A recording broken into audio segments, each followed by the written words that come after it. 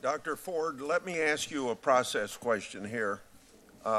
We were going to schedule a break for 12:05. This last break came just a little bit later. I didn't call it at the right time.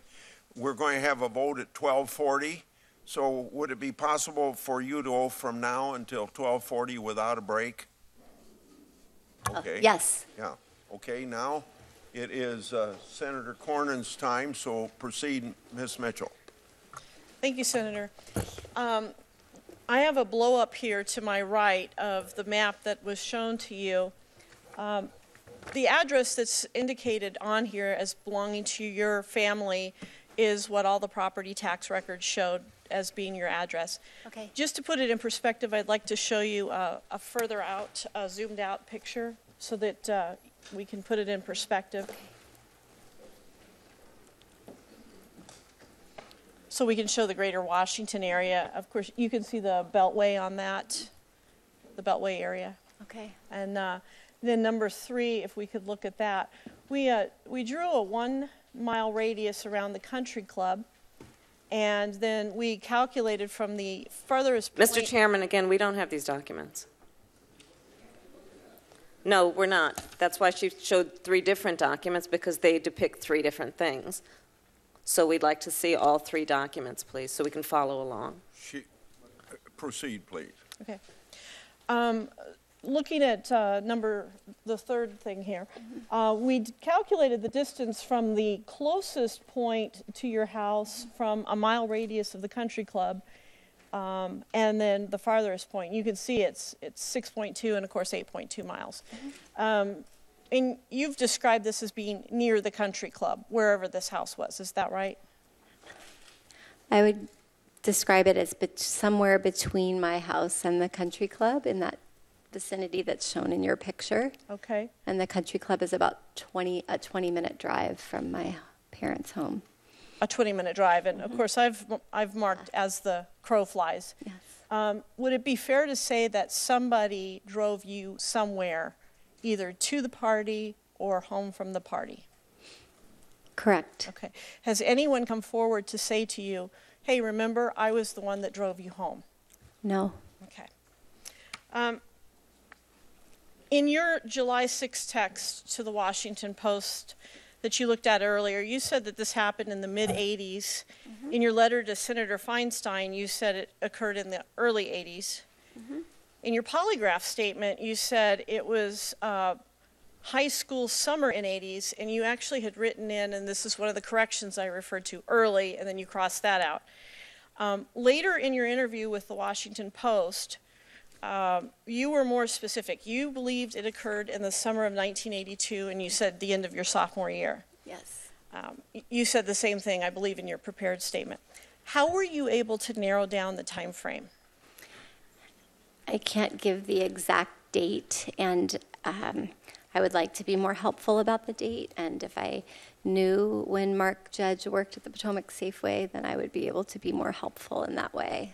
So I'm just using memories of when I got my driver's license. I was 15 at the time, and I did not drive home from that party or to that party.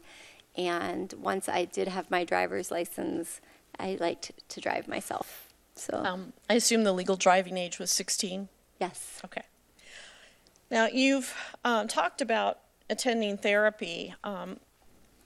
In your text to the Washington Post dated 7/6, mm-hmm. so that's the very first statement we have from you, you put in there, quote, have therapy records talking about it. Mm-hmm.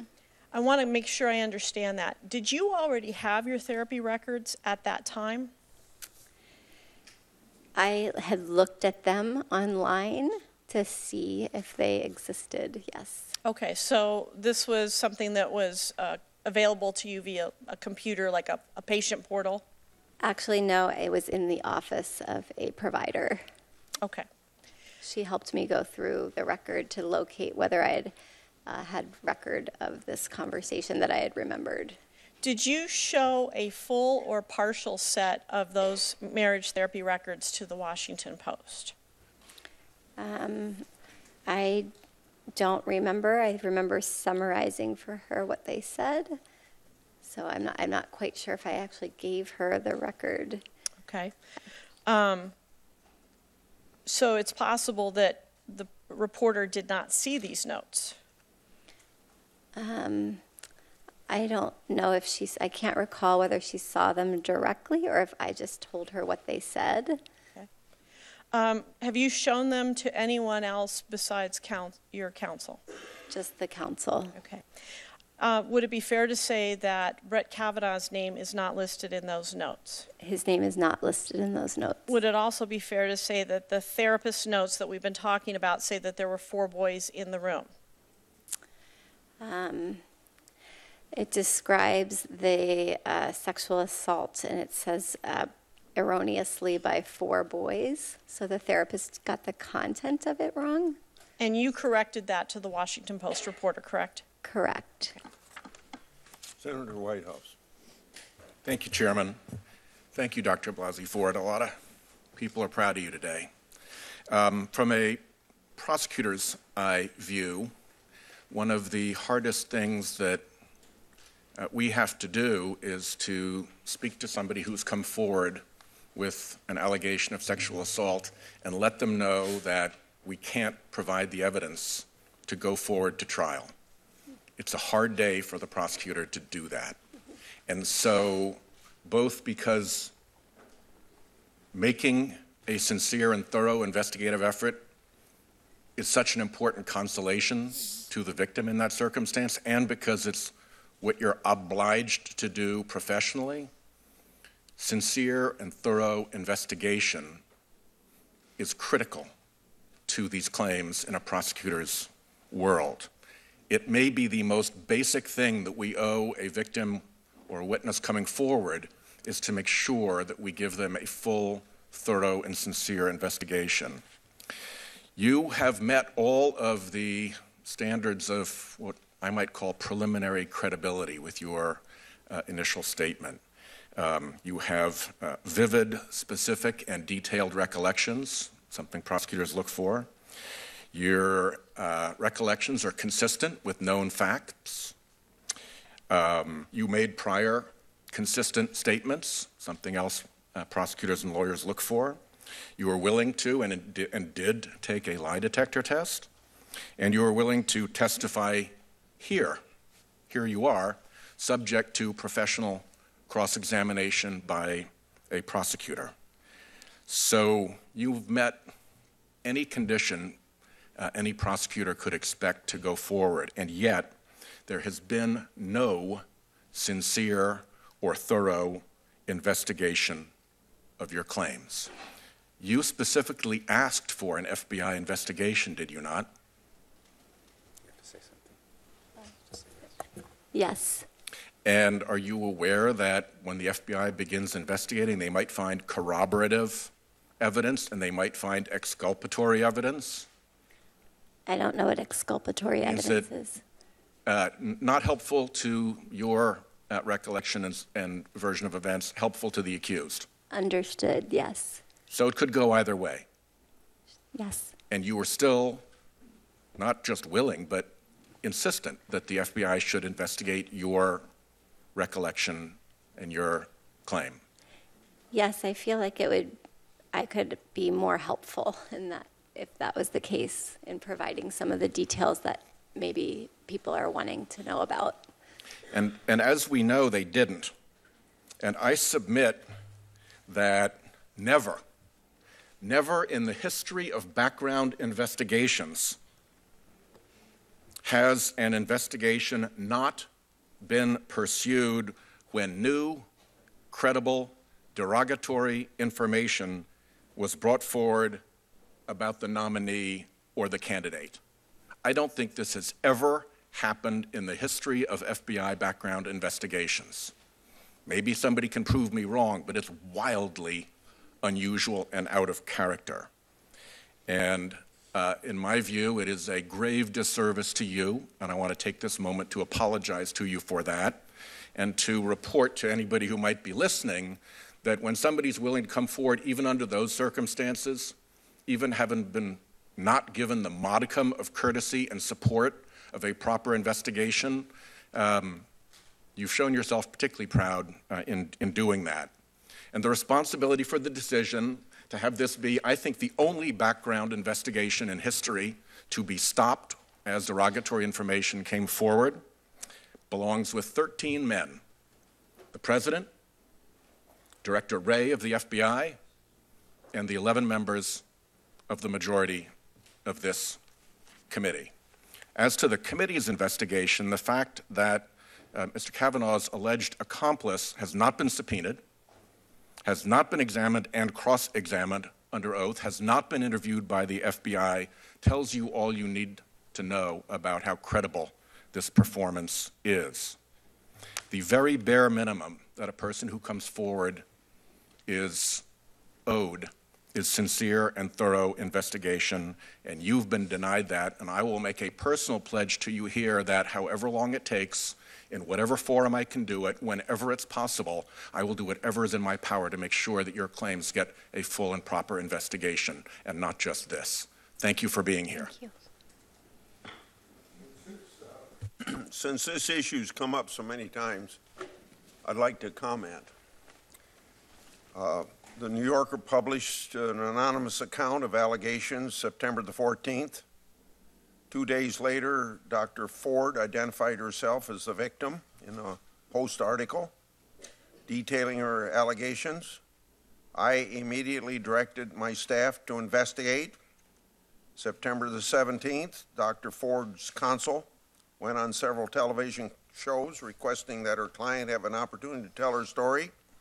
The same day, I scheduled a hearing for Monday, September the 24th, giving Dr. Ford a week to prepare her testimony and come to Washington, D.C. On September the 17th, committee investigative staff reached out to Dr. Ford and Judge Kavanaugh to schedule follow-up interviews with Republican and Democrat investigators. Judge Kavanaugh accepted the opportunity to speak to the investigators under criminal penalty. Dr. Ford declined. In his interview on September the 17th, Judge Kavanaugh denied the allegations and requested a hearing as soon as possible. Democratic staff refused to participate in that interview. The next day, September the 18th, committee investigative staff contacted Mark Judge requesting an interview. Committee staff also learned the identity of 2 other alleged partygoers and requested interviews. Mark Judge submitted a statement under penalty of felony, denying knowledge of the party described by Dr. Ford, and states that he never saw Brandt in the manner described by Dr. Ford. And I can go on and on about that, but we got to realize that what we have done in this case, all the time you go through a background investigation by the FBI, then it comes to us, and there's always some holes in it that we have to follow up on. And besides, Mr. Chairman, we're responding to Dr. Ford's request to tell her story. That's why we're here. Mr. Chairman, Ms. Mitchell, go for Mr. Chairman, I just want to point out that to support what Senator Whitehouse said, in the Anita Hill case, Can we hear from Dr. Ford? George Bush ordered that the investigation be opened again. Ms. Mitchell, will you proceed for Senator Lee? Thank you, Mr. Chairman.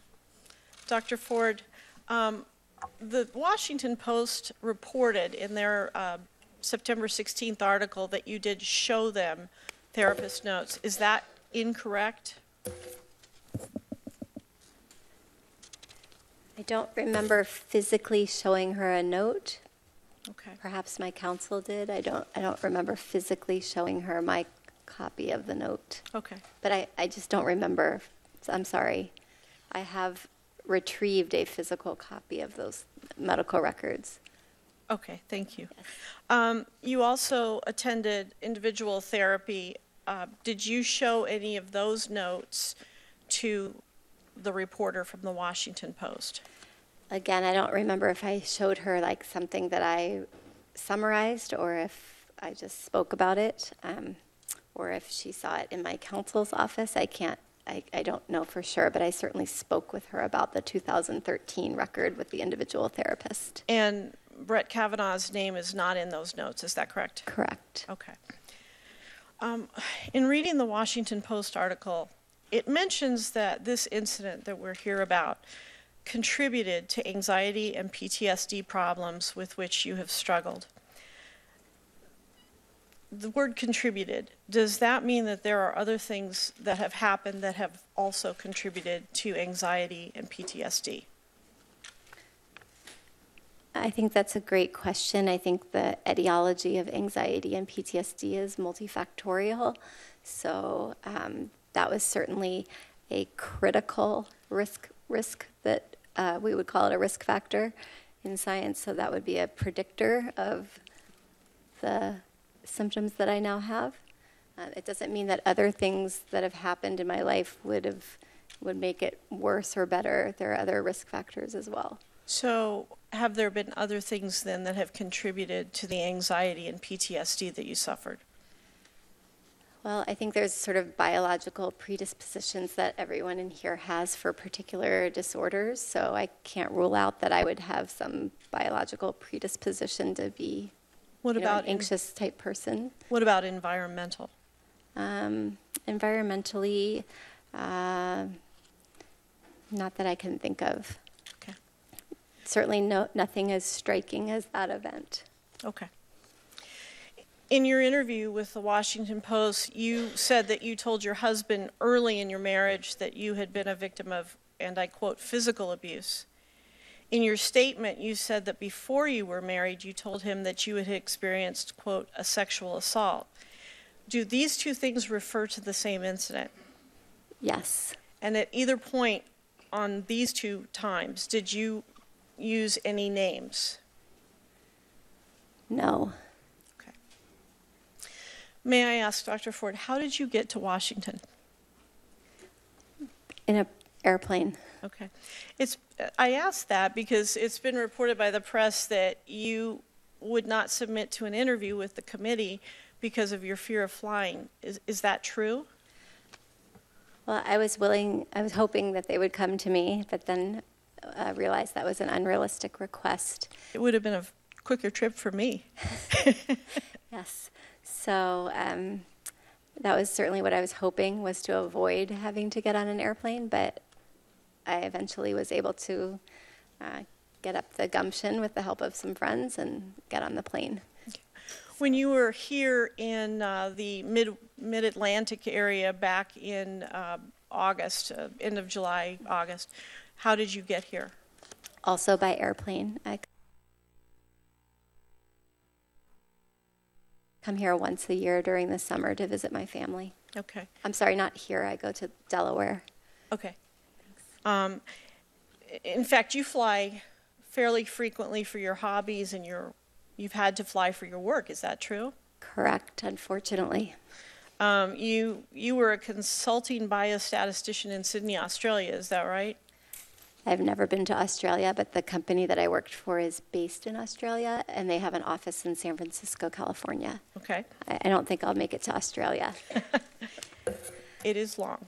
I also saw on your CV that you list the following interests of surf travel, and you, in parentheses, put Hawaii, Costa Rica, South Pacific Islands, and French Polynesia. Have you been all to those places? Correct.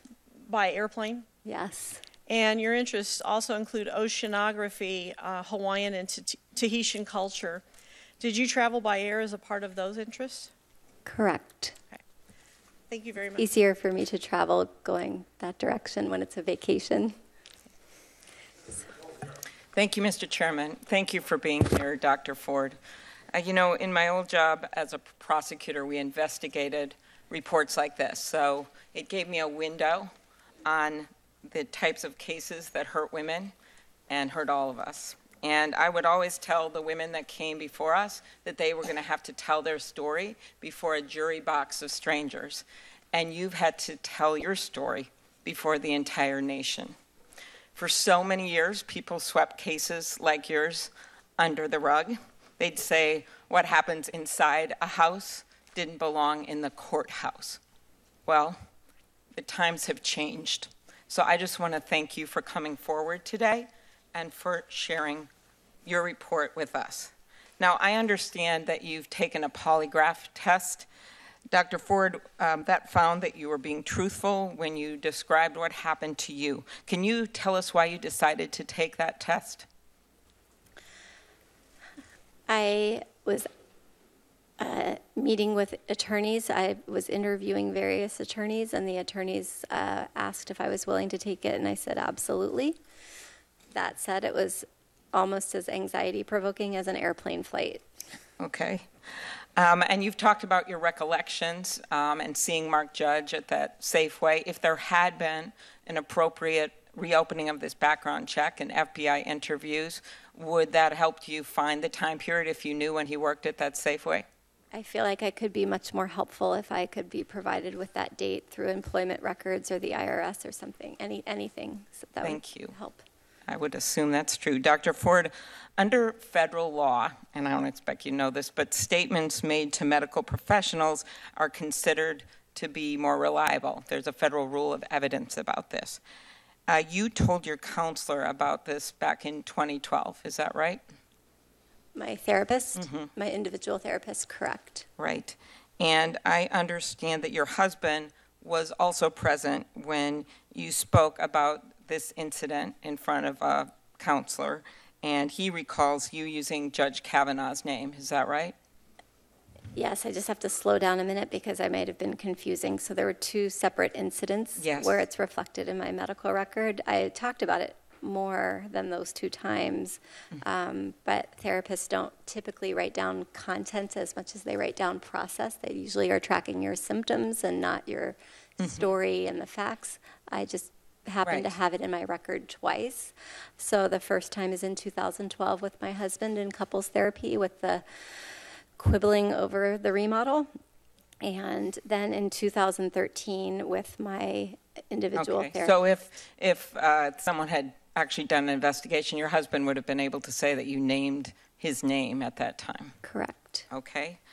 I know you've been 2012. concerned with your privacy throughout the process, and you first requested that your account be kept confidential. Can you briefly tell us why? Yes.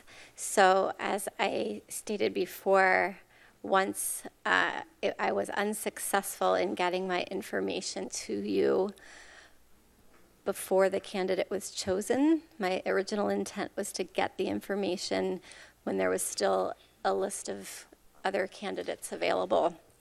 And once that was not successful, and I saw that persons were very supportive of the nominee, I tracked it all summer and realized that when I was calculating that risk-benefit ratio that it looked like I was going to just, suffer only for no reason. Okay. From my experience with memory, I remember distinctly things that happened to me in high school or happened to me in college, but I don't exactly remember the date. I don't exactly remember the time. I sometimes may not even remember the exact place where it occurred, but I remember the interaction. And many people are focused today on what you're not able to remember about that night. I actually think you remember a lot. I'm going to phrase it a little differently. Can you tell us what you don't forget about that night? The stairwell, the living room, the bedroom, the bed on the right side of the room. As you walk into the room, there was a bed to the right, the bathroom in close proximity, the laughter, the uproarious laughter, and the multiple attempts to escape and the final ability to do so. Thank you very much, Dr. Ford.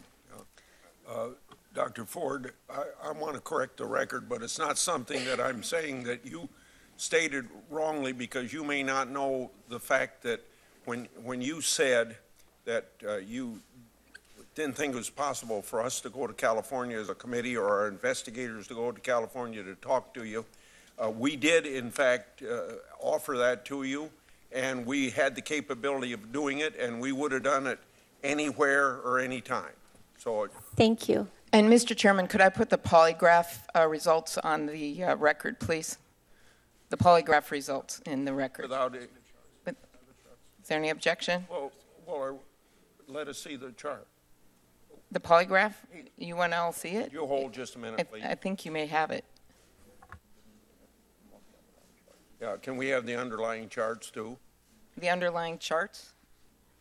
I have the polygraph results that I would just like to put in the record. I'll deal with the charts after that. Could I put the polygraph tests in the record? Mr. Chairman, we had proposed having the polygraph examiner testify, as you know. If that had happened, the full panoply of materials that he had supporting his examination would have been provided. You rejected that request, so what we did provide was the polygraph report, which is what the members of the committee currently have. And on September 26, Mr. Chairman, this was actually sent to your chief counsel, and I just want to share it with America so that they have this report as well. Okay, we will accept without objection what you've asked us to include, but we're also requesting and expect the other materials that I've just stated. But, Mr. Chairman, you wouldn't allow the underlying witness who performed the polygraph test to testify, nor would you allow Mark Judge to testify. And so I would just like to point out, thank you for allowing this report in the record, but that is the reason that we don't have the underlying information for you. You got what you wanted, and I think you'd be satisfied. Mr. Chairman, I am satisfied with that. Thank you. Senator, go ahead. when was the polygraph administered? It was administered on August 7th, When was it 2018, when and was it was, the date of the report is August 10th, 2018, Mr. Chairman. When was it provided to the Hey, committee? Let's just see if we can't do this in a more orderly way. Well, he was asking, and I have it right here, and you have it as well. It was We've accepted September it. 26th. We've accepted it. All right. Ms. Mitchell for Senator Cruz. Thank you. Dr. Ford, we've talked about the day and the night that you've described in the summer of 1982, and thank you for being willing to do that. I know it's difficult. I'd like to shift gears and discuss the last several months. Okay. In your statement, you said that on July 6th, you had a, quote, sense of urgency to relay the information to the Senate and the President. Did you contact either the Senate or the President on or before July 6th? No, I did not. I did not know how to do that. Okay. Prior to July 6th, had you spoken to any member of Congress, and when I say Congress, I mean the Senate or the House of Representatives, or any congressional staff members about your allegations? No. Why did you contact the Washington Post then on July 6th? So I was panicking because I knew the timeline was short for the decision, and people were giving me advice on the beach, people who don't know about the processes, but they were giving me advice, and many people told me, you need to hire a lawyer, and I didn't do that. I didn't understand why I would need a lawyer.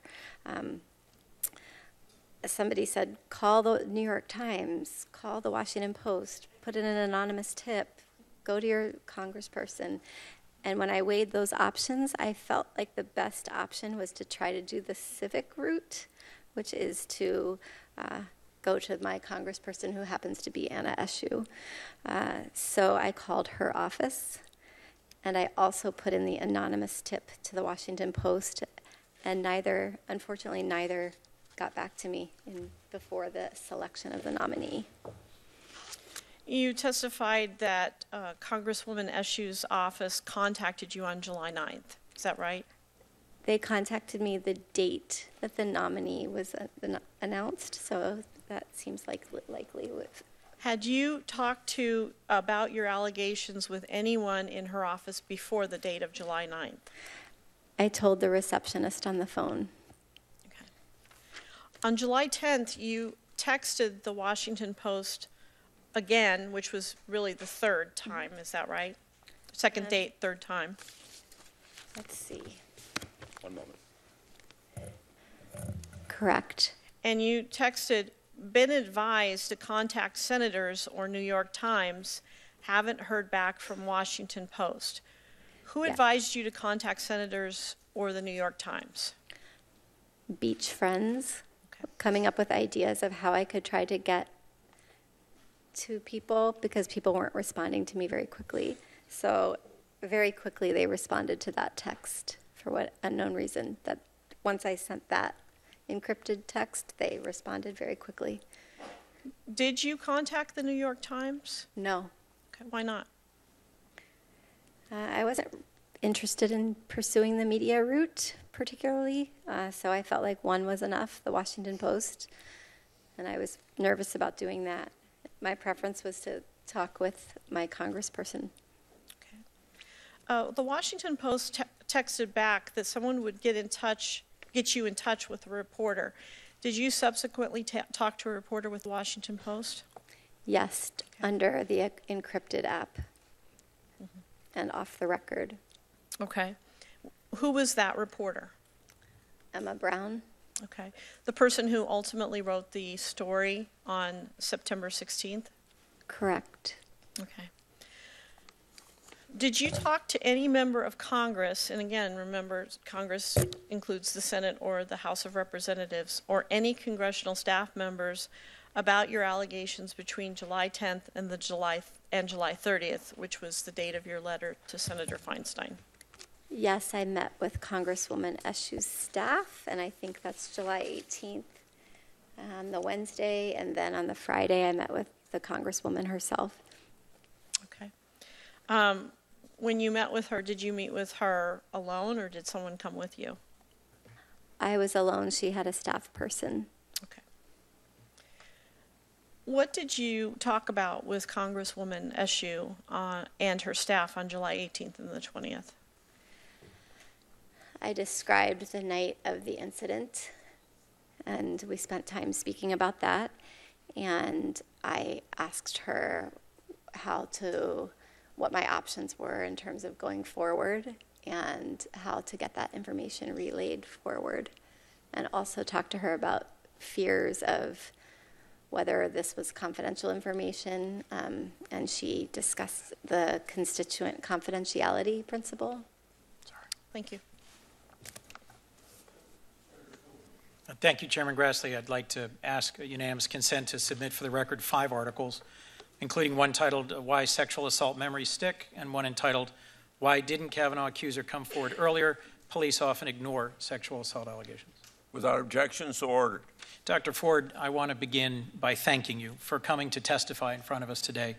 You came forward with very serious and relevant information about a nominee for a lifetime position on our Supreme Court. You didn't have to, and I know you've done it at great personal cost. This is a public service, and I want you to know that I'm grateful to have the opportunity to hear from you directly today. I'd like to just first follow up on that line of questioning Ms. Mitchell was following, because I think a lot of people don't realize that you chose to come forward with your concerns about Judge Kavanaugh before he was nominated to the Supreme Court. Do I understand correctly that when you first reached out to Congresswoman Eshu and to the Washington Post tip line, that was when he was on the short list, but before he was nominated to the Supreme Court? Is that correct? Correct.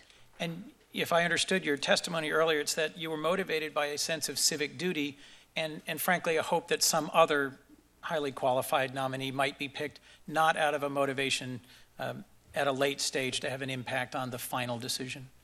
Correct. I felt it was very important to get the information to you, but I didn't know how to do it while there was still a short list of candidates. Thank you, Doctor. According to Justice Department data, about 2/3 of sexual assault survivors don't report their assaults. Based on your experience, I'd be interested in hearing from you about this because you bore this alone. You bore this alone for a very long time, and it'd be helpful for us to better understand the ways that that's impacted your whole life. Well, it's impacted me at different stages of the development of my life. So the immediate impact was probably the worst. So the first 4 years, I think I described earlier, a fairly disastrous first 2 years of undergraduate studies at University of North Carolina, where I was finally able to pull myself together. And then once coping with the immediate impacts, the short-term impacts, I experienced like longer-term impacts of anxiety and relationship challenges. Thank you for sharing that. And yet you went on to get a PhD from USC, is that correct? Correct. As you predicted, there was a wide range of responses to your coming forward. Some thousands of survivors have been motivated and inspired by your courage. Others have been critical. And as I've reviewed the wide range of reactions, I've been really troubled by the excuse offered by too many that this was a high school incident and boys will be boys. To me, that's just far too low a standard for the conduct of boys and men in our country. If you would, I'd appreciate your reaction to the excuse that boys will be boys. I can only speak for how it has impacted me greatly for the last 36 years, even though I was 15 years old at the time. And I think, the younger you are when these things happen, it could possibly have worse impact than when you're when your brain is fully developed and you have better coping skills that you've developed. Experts have written about how it's common for sexual assault survivors to remember some facts about the experience very sharply and very clearly, but not others. And that has to do with the survival mode that we go into in experiencing trauma. Is that your experience, and is that something you can help the layperson understand?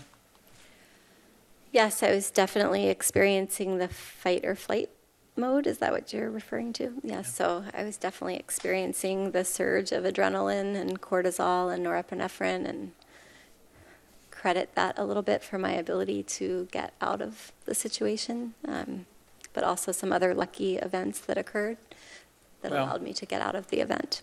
Dr. Ford, we are grateful that you came through it and that you shared your account with us and the American people. And I think you've provided important information. I'd like to thank you for your meeting your civic duty.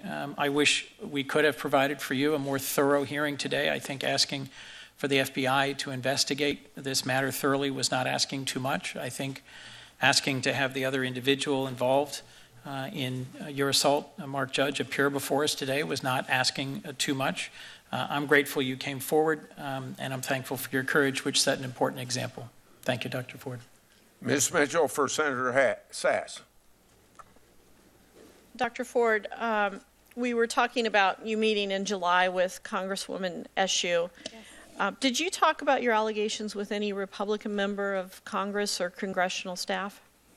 I did not. Where I live, the Congresswoman is a Democrat. Okay. Was it communicated to you by your counsel or someone else that the committee had asked to interview you and that they offered to come out to California to do so? We're going to object, Mr. Chairman, to any call for privileged conversations between counsel and Dr. Ford. It's a privileged conversation. Could you validate the fact that the offer was made without her saying a word? Is it possible for that question to be answered without violating any consul relationships? Can I say something to you? Do you mind if I say something to you directly? Yeah. I just appreciate that you did offer that. I wasn't clear on what the offer was. If you were going to come out to see me, I would have happily hosted you and had been happy to speak with you out there. I just did not. It wasn't clear to me that that was the case. Okay. Does that take care of your question? Yes, thank you, Mr. Chairman. Okay, proceed then. Before July 30th, the date on your letter to Senator Feinstein, had you retained counsel with regard to these allegations? No, I didn't understand why I would need lawyers, actually, so I just didn't know. A lot of people have that feeling. Let's talk about the letter that you wrote on July 30th. You asked Senator Feinstein to maintain confidentiality, quote, until... Wait until she retrieves it. I'm sorry. I'm just trying to look for it. Which one? I think it's, yeah. Okay. So stop the clock, will you? It's in there someplace. No. Here it is. Oh, I found it. There it is. Sorry.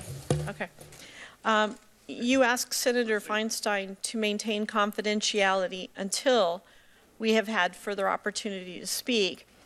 and then said you were available to speak further, vacationing in the Mid-Atlantic until August 7th. Is that correct?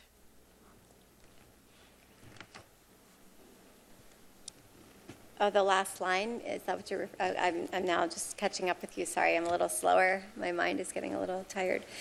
I am available to speak further should you wish to discuss. Yes, I was in Delaware until August 7th. Okay. And after that, I went to New Hampshire and then back to California. Did you talk with anybody about this letter before you sent it? I talked with Anna Eshu's office. Okay. And why did you talk to Congresswoman Eshu's office about that letter? Because they were willing to hand deliver it to Senator Feinstein. Okay. Did anyone help you write the letter? No. Okay. After you sent your letter, did you or anyone on your behalf speak to Senator Feinstein personally or with any Senate staffer? Yes. Okay. I had a phone call with Senator Feinstein. Okay, and when was that? That was while I was still in Delaware, so before August 7th. Okay. And how many times did you speak with Senator Feinstein? Once. Okay. What did you talk about? She asked me some questions about the incident, Okay. and I answered those questions. Okay. Was that the extent of the gist of the conversation? Yes, it was a fairly brief phone call. Okay.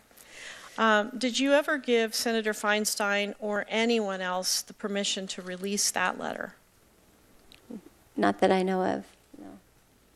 Okay.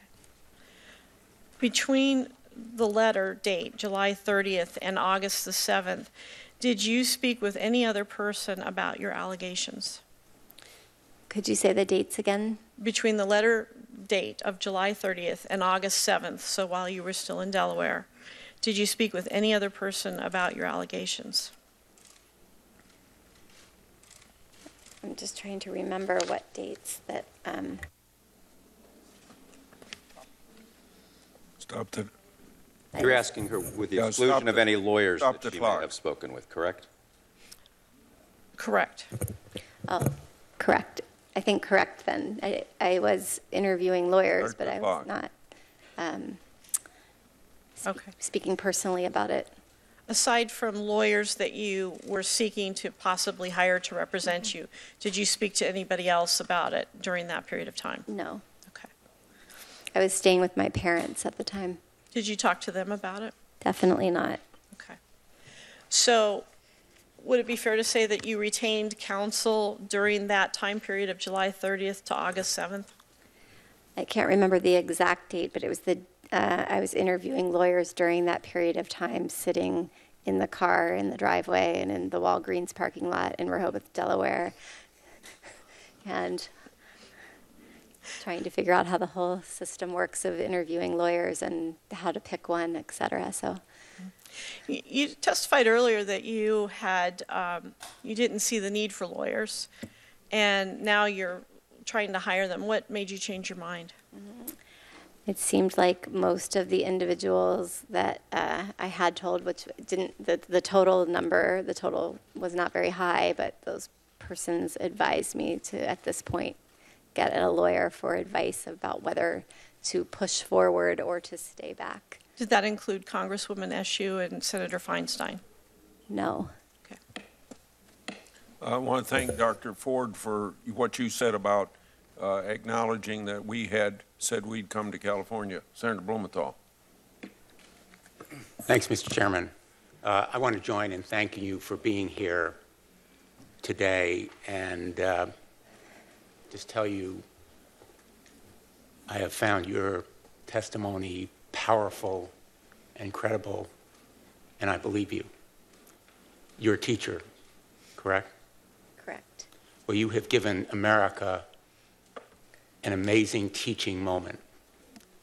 And you may have other moments in the classroom, but you have inspired and you have enlightened America. You have inspired and given courage to women to come forward, as they have done to every one of our offices and many other public places. You have inspired and you have enlightened men in America to listen respectfully to women survivors and men who have survived sexual attack. And that is a profound public service, regardless of what happens with this nomination. And so the teachers of America, people of America, should be really proud of what you have done. Let me tell you why I believe you. Not only because of the prior consistent statements and the polygraph tests and your request for an FBI investigation and your urging that this committee hear from other witnesses who could corroborate or dispute your story. But also, you have been very honest about what you cannot remember. And someone composing a story can make it all come together in a seamless way, but someone who is honest, I speak from my experience as a prosecutor as well, is also candid about what she or he cannot remember. The senators on the other side of the aisle have been silent. This procedure is unprecedented in a confirmation hearing. But I want to quote one of my colleagues, Senator Lindsey Graham, in a book that he wrote in 2015 when he was describing his own service and very distinguished naval service as a trial lawyer.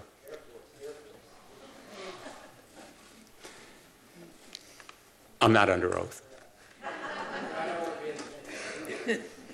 He said, quote, of his prosecutions of rape cases, I learned how much unexpected courage from a deep and hidden place it takes for a rape victim or sexually abused child to testify against their assailant. I learned how much courage from a deep and hidden place it takes for a rape victim or sexually abused child to testify against their assailants. If we agree on nothing else today, I hope on a bipartisan basis, we can agree on how much courage it has taken for you to come forward. And I think you have earned America's gratitude. Now, there's been some talk about your requesting an FBI investigation, and you mentioned a point just a few minutes ago that you could better estimate the time that you ran into Mark Judge if you knew the time that he was working at that supermarket. That's a fact that could be uncovered by an FBI investigation that would help further elucidate your account. Would you like Mark Judge to be interviewed in connection with the background investigation and the serious, credible allegations that you've made? That would be my preference. I'm not sure it's really up to me, but I certainly would feel like I could be more helpful to everyone if I knew the date that he worked at the Safeway so that I could give a more specific date of the assault. Well, it's not up to you. It's up to the President of the United States. And his failure to ask for an FBI investigation, in my view, is tantamount to a cover-up. Thank you, Mr. Chairman.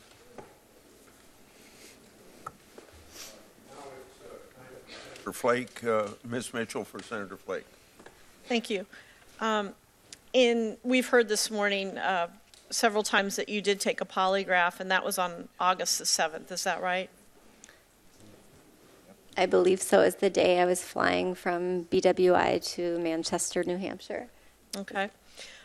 Why did you decide to take a polygraph? I didn't see any reason not to do it. Were you advised to do that? Again, you're seeming to call for communications between counsel and client. I don't think you mean to do that. If you do, she shouldn't have to answer that. Counsel, could you let her answer the extent to which she doesn't violate the relationship between you and Dr. Ford? Say what you understood.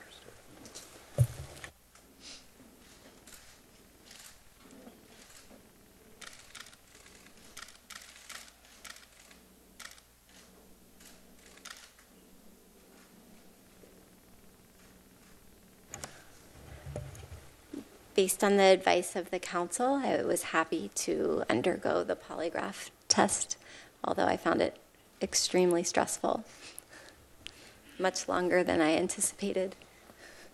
I told my whole life story, I felt like, but I endured it. It was fine. I understand they can be that way. Have you ever taken any other polygraphs in your life? Never. Okay. You went to see a gentleman by the name of Jeremiah Hanifin to serve as the polygrapher. Did anyone advise you on that choice?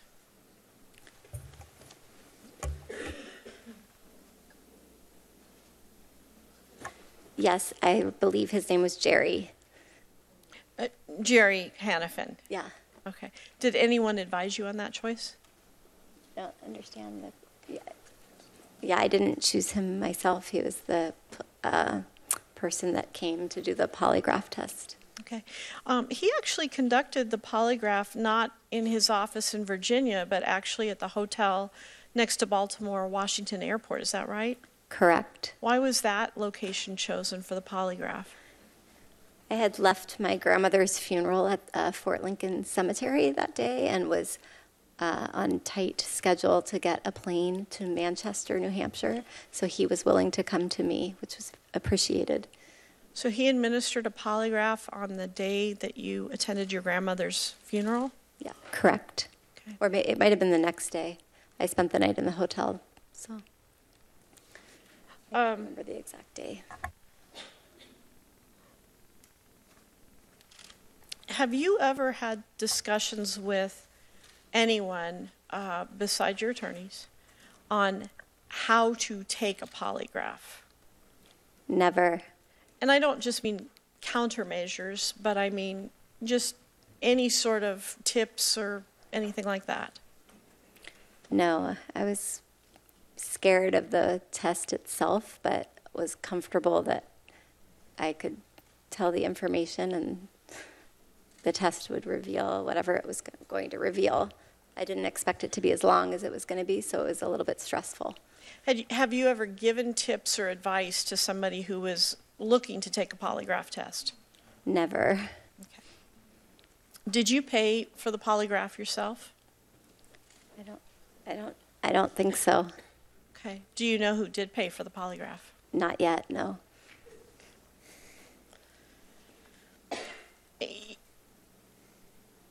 Did you have the handwritten statement that you wrote out? Did anyone assist you in writing that statement? No, but you can tell how anxious I was by the terrible handwriting.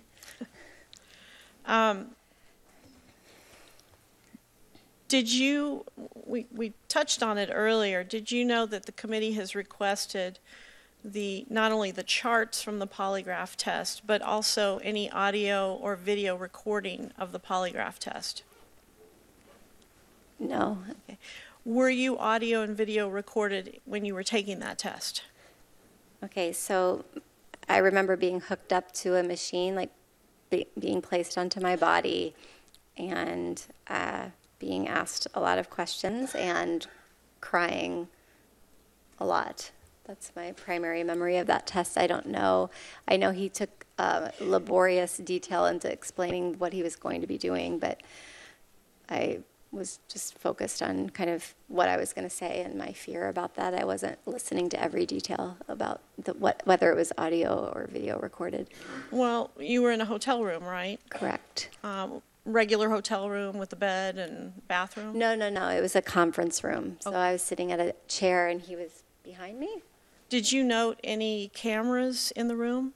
Well, he had a computer set up, so I guess I assumed that he was somehow taping and recording me. Okay, so you assumed you were being video and audio recorded, Correct. but you don't know for sure? I don't know for sure. Okay, thank you. We're going to recess now for a half hour for lunch. Thank you, Dr. Ford. We're going to keep going until then. No, okay.